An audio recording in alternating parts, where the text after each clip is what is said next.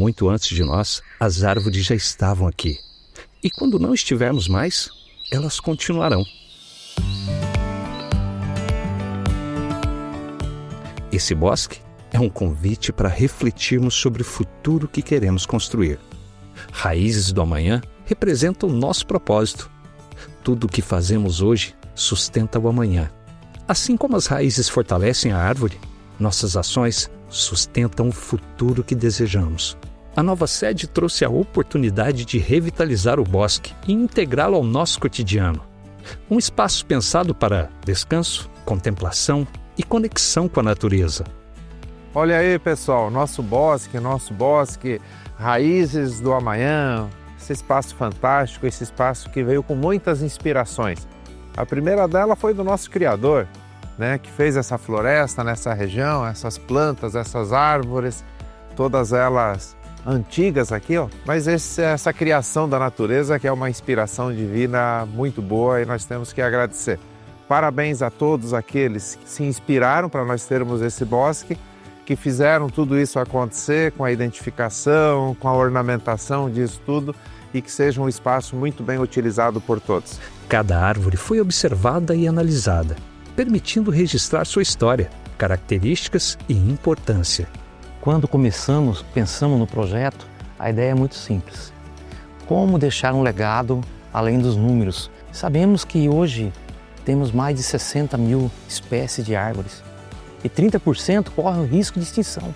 Para nós é importante interagir e estar próximo da natureza, do meio ambiente e trabalhando na sustentabilidade.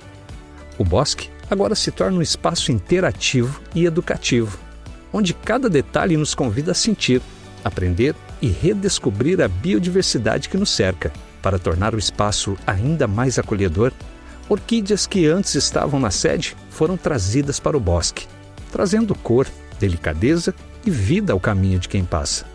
Após a florada das orquídeas que ficam no ambiente interno da sede, nós trouxemos elas aqui para o bosque e elas continuam embelezando esse ambiente. E contamos com o apoio de muitas mãos, muitos colaboradores nessa tarefa.